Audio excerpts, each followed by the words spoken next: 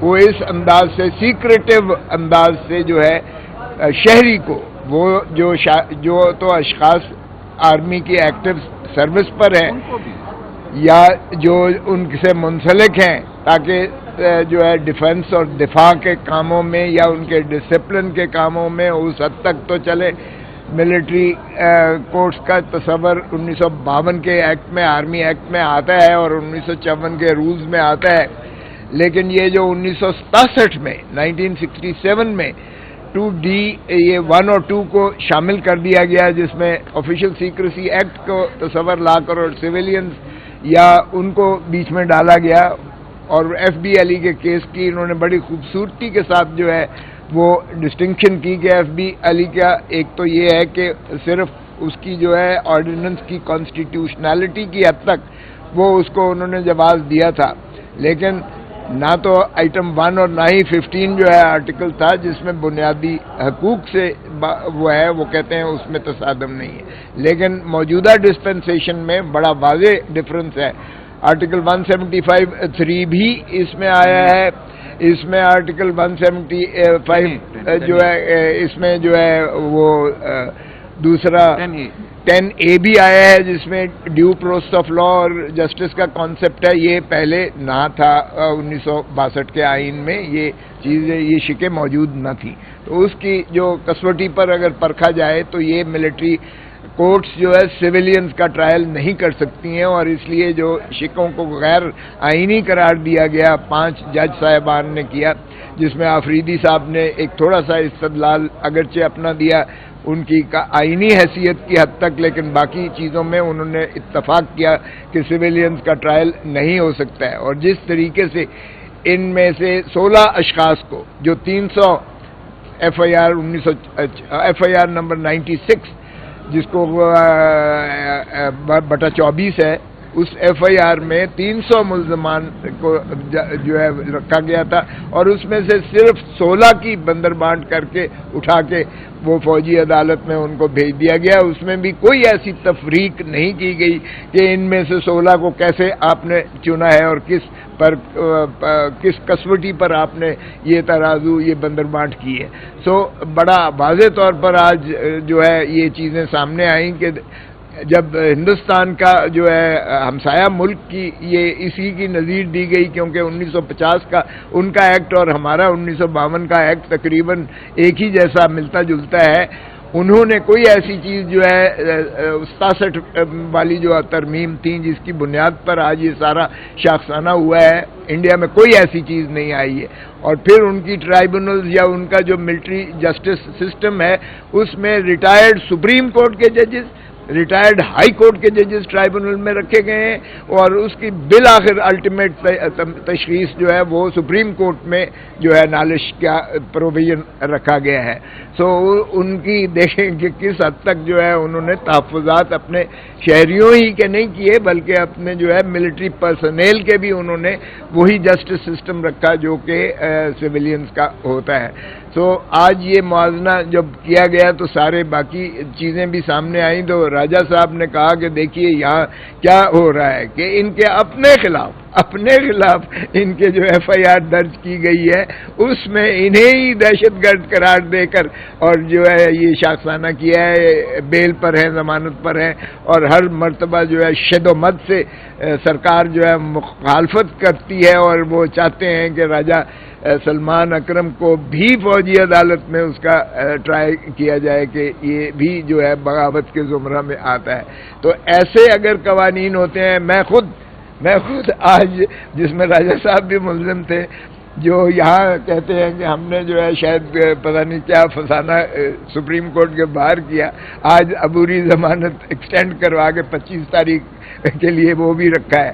تو اب کیا ہم جو سینئر وکلاء ہیں جو یہ تصور نہیں کر سکتے ہیں، جنہوں نے پاکستان کی خاطر ساری زندگی اپنی وقف کی ہے، قانون کی بالادستی کے لیے جو ہم نے جدوجہد کی ہے اور سر پھڑوائے ہیں اور جیلوں میں گئے ہیں، ہم لوگ جو یہاں تک جو ہے اس آزادی جو ہے اظہار پر جو آئین کی ہم نے جو پاسداری کی ہے اور دھرتی ماں کا ہم نے تحفظ کیا ہے، اب ہم بھی دہشت گردوں کے زمرے میں آ جاتے ہیں. تو یہ فسطائیت کی انتہا ہے جس میں اس دور سے ہم گزر رہے ہیں. لیکن یہی بات باور کروائی گئی سپریم کورٹ کے ججوں سے کہ آج ایک ایسا ڈیفائننگ مومنٹ ہے پاکستان کی تاریخ میں، آج سبھی آپ ہی کی طرف دیکھ رہے ہیں کہ آپ اس ملک میں جو ہے قانون کی بالادستی، آئین کی جو ہے عملداری کو یقینی بنائیں گے اور انسانی حقوق کی بھی پامالی کو روکیں گے، وکلاء کو بھی تحفظ دیں گے، سول سوسائٹی کو بھی تحفظ دیں گے، عوام کو بھی تحفظ دیں گے، اور ان کی حقوق کی پاسداری کرتے ہوئے آج ساری قوم کی نظریں آپ کی طرف سے ہیں۔ دنیا بھی ساری دیکھ رہی ہے کہ آپ جو ہے کس انداز سے انصاف کی کسوٹی میں جو ہے آپ کتنا ترازو کو برابری کی توازن کی شکل میں اور آئین کے اس کسوٹی پر آپ اس کو پرکھتے ہیں اور فیصلہ کرتے ہیں۔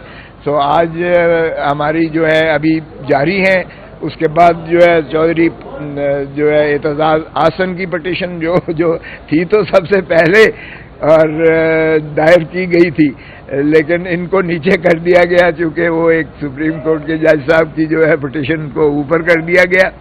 اگرچہ 5 ججز کے سامنے انہی کی پہلے ٹیک اپ ہوئی تھی پٹیشن اور ہم نے استدلال اس میں دیے تھے، لیکن اس سے خیر ہٹ کے کوئی فرق نہیں پڑتا ہے ہم میں سے کوئی بھی پٹیشن کرے، کیونکہ ہم سارے مل کر ایک ہی ہمارا عزم ہے، ایک ہی ہماری جد و جہد ہے، ایک ہی ہماری کاوش ہے کہ آئین کی بالادستی کو مسلم کیا جائے، اسی میں پاکستان کی عظمت ہے، قانون کی بالادستی ہوگی، اسی میں سول سوسائٹی پھلے پھولے گی۔ پیکا جیسے قوانین ہمیں بالکل نامنظور ہیں، 26ویں ترمیم جیسی جو ہے ایک یلغار ماری گئی ہے آئین پر، وہ بھی قطعاً کسی قیمت پر جو ہے وہ قابل قبول نہیں ہے، آئین کا چہرے کو مسخ کر دیا ہے اور قانون کی روح کو جو ہے مجروح کر دیا گیا ہے، لیکن اس کے باوجود ہم پرعزم ہیں انشاءاللہ کہ دھرتی ماں سنورے گی انشاءاللہ اور یہ فسطائیت ختم ہوگی اور آئین کی بالادستی ہوگی انشاءاللہ۔ آؤ جی فوزا صاحب یہ بتائے گا کہ عمران خان صاحب کی جانب سے کل سے یہ پی ٹی آئی کہہ رہی ہے کہ ایک خط لکھا گیا آرمی چیف کو، اور اسٹیبلشمنٹ اور آرمی کی طرف سے کچھ سیکیورٹی ذرائع کی خبریں چلائی جا رہی ہیں کہ نہ ایسا خط ہمیں موصول ہوا ہے، نہ اس طرح کے کوئی فضول خط موصول کرنے کے ہمارے پاس کوئی وقت ہے۔ دیکھیں فضول تو یہ خیر تفنن طوا کے لیے کہا، کس نے کہا، میں تو نہیں یہ اس پہ کامنٹ کر سکتا، تبصرہ کر سکتا، لیکن ایک بات تو بڑی واضح ہے کہ عمران خان صاحب نے جو بھی لکھا ہے وہ تاریخی پس منظر میں وہی میں سمجھتا ہوں دھرتی ماں کو سنوارنے کا ایک جو ہے عزم ہو سکتا ہے، اور کاش کہ جن کو بھی خط ملا ہے، دیکھیے خط بعض اوقات ایک طریقے سے جاتا ہے، خط آپ کا آفیشیل سورس جو ہے وہ تو ان تک پہنچتے ہوئے دیری لگتی ہے، لیکن آج کل جو ہے سب سے اچھا طریقہ، آسان طریقہ، سہل طریقہ اور ایک معروف طریقہ ہے کہ آپ کے توسط سے میڈیا پہ آ جائے، اس لیے خط تو میڈیا پر آ چکا، اس کے مندرجات آ چکے، انہوں نے دیکھ لیا، انہوں نے اس پر تبصرے بھی شروع کر دیے، آپ نے ٹاک شوز بھی ساری شروع کر دی، تو اس لیے یہ کہنا کہ خط کسی کو ملا نہیں ہے تو یہ تو بڑی غلط بات ہے۔ اب یہ قوم کی امانت ہے، ہم نے قوم کو جو ہے اس میں اپنا آگہی بھی دی ہے اور اعتماد میں بھی لیا ہے، اب یہ ان پر ہے، ہم چاہتے ہیں کہ فوج ہماری مضبوط ہو، ہم چاہتے ہیں کہ مضبوط فوج ہی ایک دفاع وطن کے لیے لازم ہو۔ خان صاحب پاؤں پکڑ رہے ہیں اسٹیبلشمنٹ؟ نہیں، خان صاحب صرف ان کو توجہ دلا رہے ہیں کہ جب تک عوام کا آپ کے ساتھ تائید اور محبت نہیں ہوگی، فوج کا وہی حال ہوگا جو 1971 میں مشرقی پاکستان میں ہوا ہے، خدا را جوتیاں۔ جی چوہان صاحب واحد وکیل ہیں جن کو اجازت دی گئی ہے 100 مقدمات میں۔ اب آپ اس میں دیکھیں کہ یہ کس طرح ہو سکتا ہے کہ انصاف ہو، جبکہ بنیادی اصول انصاف کا اور ڈیو پروسیس کا بنیادی اصول ہے کہ آڈی الٹرم پارٹم، یہ بنیادی ہے، اس کے اوپر سارا محل کھڑا ہے اس کا قانون کا، وہ ہے آڈی الٹرم پارٹم۔ اس کا مطلب ہے کہ ہر فریق کو سنے بغیر آپ انصاف ہی نہیں کرتے اگر آپ فریق کو نہیں سنتے، اور فریق کو اس طرح سنا نہیں جا سکتا کہ اس کو عدالت میں بلا لیں اور اس کی معروضات سن لیں، فریق کو اس طرح سنا جاتا ہے کہ اس کو وکیل کا حق دیں، وہ وکیل آ کے اس کی طرف سے بحث کرے، اس کو سمجھائے کہ بھئی یہ اگر آپ بات کریں گے آپ کے مفاد کے خلاف جائے گی. قانون یہ کہتا ہے آپ 14 دن کے اندر اگر آپ نے کوئی کام کرنا ہے تو آپ 16 دن کے اندر نہیں کر سکتے. یہ قانون کہتا ہے آرڈی آلٹرم پارٹم، دونوں سائڈوں کو سننا آپ پہ لازم ہے، اس کے بغیر انصاف ہی نہیں ہو سکتا. اب ان عدالتوں نے کسی وکیل کو نہیں آنے دیا، کسی ملزم کو کسی وکیل کے ساتھ کنسلٹ نہیں کرنے دیا، اور انہوں نے فیصلے سنا دیے ہیں. ہمیں بتایا جاتا ہے کہ جی فیصلے سنا دیے. اب فیصلوں میں کیا ہے، ان کا ریکارڈ ہمیں نہیں دیتے، کیونکہ ریکارڈ ہی خود بنایا ہوا ہے، خود ساختہ ہے. ریکارڈ نہیں ہمیں دیتے، اور اگر ان کے پاس کوئی ان کو شرمندگی نہیں ہے ان عدالتی کارروائیوں کی جو فوجی عدالتوں نے کی ہیں، تو پھر ان کو کیا مسئلہ ہے ریکارڈ شیئر کرنے کا؟ دنیا کو دکھائے. کہتے ہیں جی چند ججز نے دیکھ لی ہیں. اب 2-3 ججز نے دیکھ لی ہیں اور انہوں نے کہا جی ہم سیٹسفائیڈ ہیں الگ سے. ہم نے تو پشاور کے جو کیسز تھے ان کو میں بھی دیکھا تھا ریکارڈ، اور ہمیں تو ٹھیک ٹھاک لگتا تھا. ٹھیک ٹھاک ریکارڈ کس طرح ہو سکتا ہے؟ پشاور ہائی کورٹ میں 153 ملٹری کورٹ ٹرائلز کو پہ ٹرائل ہوا.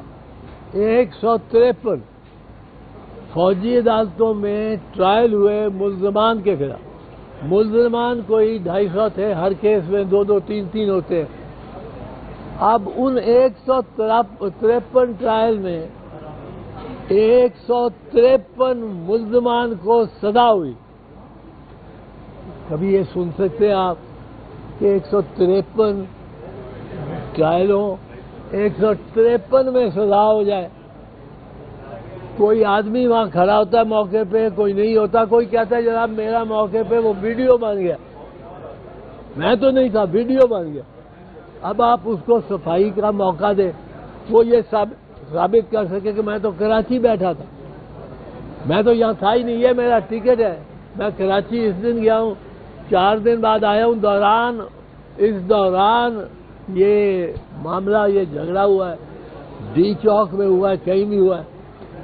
اب یہ چیز جب تک وکیل نہ ہو، اس کو fair preparation of the trial نہ ملے، یہ کوئی ہیئرنگ نہیں ہے، اس کو ہیئرنگ نہیں کہہ سکتے.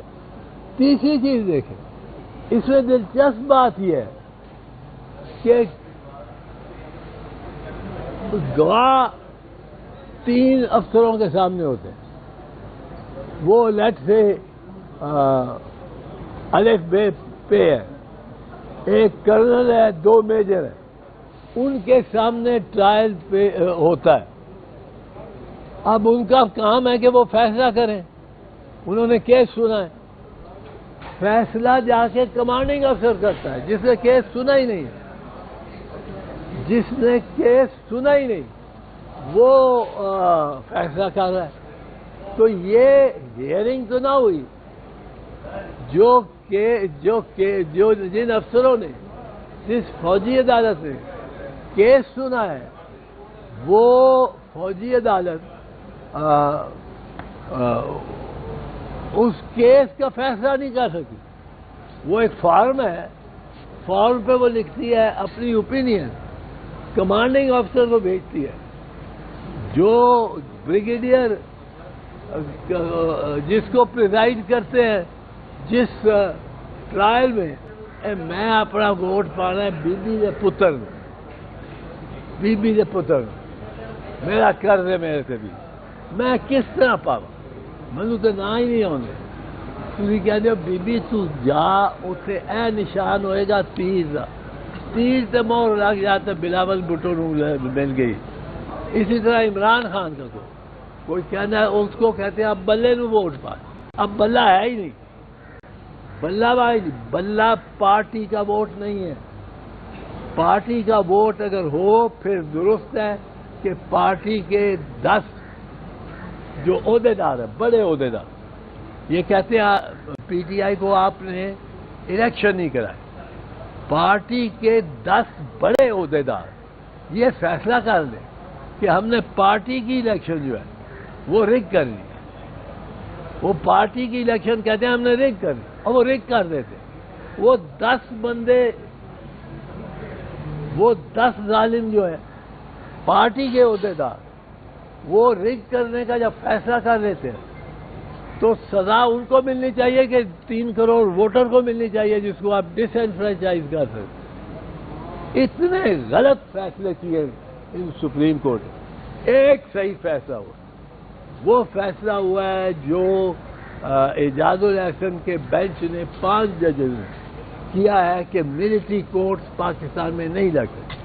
اس پہ ایف بی ایل ای کا بھی فیصلہ وہاں سے چلے. ایف بی ایل ای میں یہ فرق تھا کہ وہاں ایف بی ایل ای میں یہ فرق تھا کہ وہاں 63 کا آئین ہی نہیں تھا. وہ آئین ہی 62 کا تھا. اس کے تحت گنجائش نکل سکتی تھی، نکل سکتی تھی. یہاں گنجائش نہیں نکل سکتی. تو یہ کہنا کہ جو فوجی عدالتیں ہیں وہ سویلین کو ٹرائی کر رہے. ایک چیز میں اور اور یہ میری بات لوہے کی لکیر کی طرح لکھ رہے. لوہے پہ لکیر، پتھر پہ لکیر جو ہوتی ہے اس طرح یہ میری بات لکھ رہے. آج جو بیجو گے کل وہ پاؤ گے. ہم نے قوانین بنائے، جو قوانین ہم نے بنائے وہ ہم پہ لگے. شہید بھٹو نے بنایا کہ باہر سے کوئی وکیل نہیں آ سکتا، اور رمزی کلارک اٹارنی جنرل، میں نے کہا وہ آنا چاہتا تھا. انہوں نے کہا جی یہ تو قانون آپ کے وقت کا بنا ہوا ہے، وہ نہیں آ سکتا. ہم نے کہا اسی طرح کہ آپ جو اس میں اور بھی ہم نے 6ٹھی آئینی ترمیم لے کے آیا چیف جسٹس انوار الحق کو نکالنے کے لیے. 7ویں ترمیم لے کے آئے یعقوب علی کو چیف جسٹس بنانے کے لیے. کیا ہوا؟ جب سارا توپوں کا کے رخ مڑ گئے اور ہماری طرف آ گئے تو یہی قوانین ہمارے خلاف ہوئے. یعقوب علی کی جگہ انوار الحق آ گیا. انوار الحق میں اتنا کینہ تھا شہید ذوالفقار علی کے خلاف کہ اس نے ان کو یعقوب علی کو ہٹا کے اور اپنے لے آئے انوار الحق کو. انوار الحق کو کینہ تھا ذوالفقار علی بھٹو شہید سے، کیونکہ انوار الحق کو سپر سیڈ کیا تھا شہید ذوالفقار علی بھٹو نے بطور پرائم منسٹر.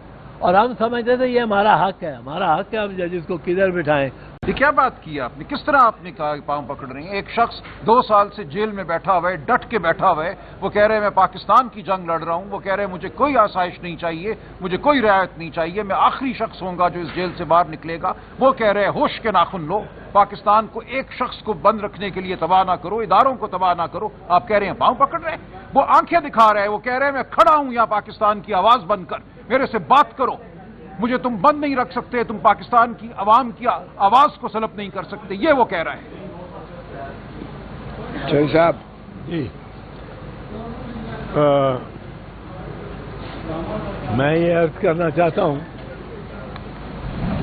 کہ یہ جو ملٹری کورٹس کے ٹرائل ہوئے ہیں اور کوئی 100 بندوں کے انہوں نے کر دیے، ان میں جو انصاف کے تقاضے ہیں ان کی دھجیاں اس طرح اڑائی گئی ہیں کہ کوئی وکیل نہیں پیش ہونے دیا. ایک وکیل صاحب پیش ہوئے، وہ کس حیثیت سے پیش ہوئے؟ وہ والد ہیں ملزم کے اور وکیل ہیں، اور وہ غالباً ہمارے ساتھ ہیں. آپ چوہان صاحب واحد وکیل ہیں جن کو اجازت دی گئی ہے 100 मुकदमात में। अब आप इसमें देखें कि ये किस तरह हो सकता है कि इंसाफ हो, जबकि बुनियादी असूल इंसाफ का और ड्यू प्रोसेस का बुनियादी असूल है कि ऑडी अल्ट्रम पार्टम, यह बुनियादी है। इसके ऊपर सारा महल खड़ा है इसका कानून का, वो है ऑडी अल्ट्रम पार्टम। उसका मतलब है कि हर फरीक को सुने बगैर आप इंसाफ ही नहीं करते अगर आप फरीक को नहीं सुनते। और फरीक को इस तरह सुना नहीं जा सकता कि उसको अदालत में बुला लें और उसकी मारूजात सुन लें।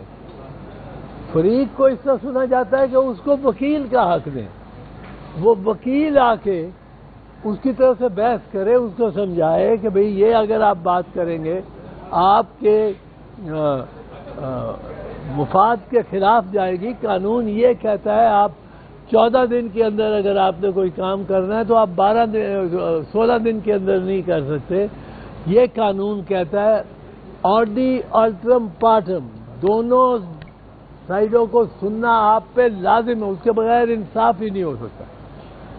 अब इन अदालतों ने किसी वकील को नहीं आने दिया, किसी मुल्ज़िम को किसी वकील के साथ कंसल्ट नहीं कर दिया और इन्होंने फैसले सुना दिए हैं। हमें बताया जाता है कि जी फैसले सुना दिए। अब फैसलों में क्या है, उनका रिकॉर्ड हमें नहीं देते क्योंकि रिकॉर्ड ही खुद बनाया हुआ है, खुद साख्ता है, रिकॉर्ड नहीं हमें देते। और अगर इनके पास कोई इनको शर्मिंदगी नहीं है इन अदालती कार्रवाइयों की जो फौजी अदालतों ने की है, तो फिर इनको क्या मसला है रिकॉर्ड शेयर करने का, दुनिया को दिखाए। कहते हैं जी चंद जजेस ने देख ली है, अब 2-3 जजेस ने देख लिया और उन्होंने कहा जी हम सेटिस्फाइड है लगते हैं। हमने तो पेशावर के जो केसेस थे उनको में भी देखा था रिकॉर्ड और हमें तो ठीक ठाक लगता था। ठीक ठाक रिकॉर्ड किसका हो सकता है? पेशावर हाई कोर्ट में 153 मिलिट्री कोर्ट ट्रायल्स को पे ट्रायल हुआ। 153 फौजी अदालतों में ट्रायल हुए मुल्ज़मान के खिलाफ। मुल्ज़मान कोई 250 थे, हर केस में 2-2, 3-3 होते हैं।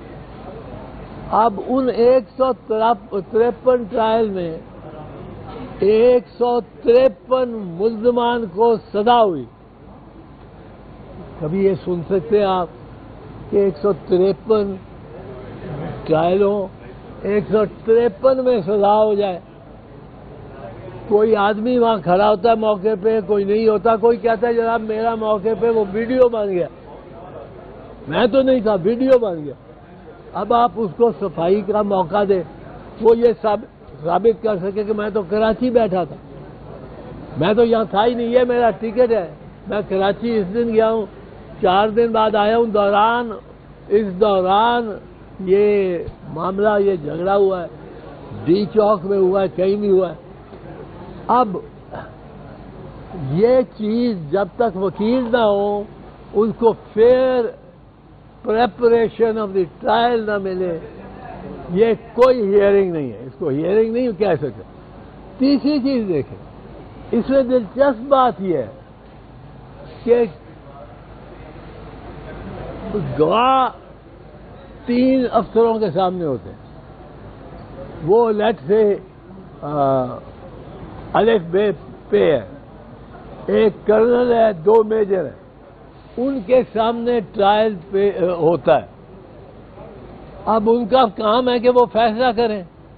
उन्होंने केस सुना है, फैसला जाके कमांडिंग अफसर करता है, जिसने केस सुना ही नहीं, जिसने केस सुना ही नहीं वो फैसला कर रहा है। तो ये हियरिंग तो ना हुई। जिन अफसरों ने, जिस फौजी अदालत ने केस सुना है, वो फौजी अदालत اس کیس کا فیصلہ نہیں کر سکتی. وہ ایک فارم ہے، فارم پہ وہ لکھتی ہے اپنی اوپینین، کمانڈنگ آفیسر کو بھیجتی ہے. جو بریگیڈیئر جس کو پریزائڈ کرتے ہیں جس ٹرائل میں، چوہان صاحب واحد وکیل ہیں جن کو اجازت دی گئی ہے 100 مقدمات میں. اب آپ اس میں دیکھیں کہ یہ کس طرح ہو سکتا ہے کہ انصاف ہو، جبکہ بنیادی اصول انصاف کا اور ڈیو پروسیس کا بنیادی اصول ہے کہ آڈی الٹرم پارٹم. یہ بنیادی ہے، اس کے اوپر سارا محل کھڑا ہے اس کا قانون کا. وہ ہے آڈی الٹرم پارٹم. اس کا مطلب ہے کہ ہر فریق کو سنے بغیر آپ انصاف ہی نہیں کرتے اگر آپ فریق کو نہیں سنتے. اور فریق کو اس طرح سنا نہیں جا سکتا کہ اس کو عدالت میں بلا لیں اور اس کی معروضات سن لیں. فریق کو اس طرح سنا جاتا ہے کہ اس کو وکیل کا حق دیں، وہ وکیل آ کے اس کی طرف سے بحث کرے، اس کو سمجھائے کہ بھئی یہ اگر آپ بات کریں گے آپ کے مفاد کے خلاف جائے گی. قانون یہ کہتا ہے آپ 14 دن کے اندر اگر آپ نے کوئی کام کرنا ہے تو آپ 16 دن کے اندر نہیں کر سکتے. یہ قانون کہتا ہے آڈی الٹرم پارٹم، دونوں سائڈوں کو سننا آپ پہ لازم ہے، اس کے بغیر انصاف ہی نہیں ہو سکتا. اب ان عدالتوں نے کسی وکیل کو نہیں آنے دیا، کسی ملزم کو کسی وکیل کے ساتھ کنسلٹ نہیں کرنے دیا، اور انہوں نے فیصلے سنا دیے ہیں. ہمیں بتایا جاتا ہے کہ جی فیصلے سنا دیے. اب فیصلوں میں کیا ہے، ان کا ریکارڈ ہمیں نہیں دیتے.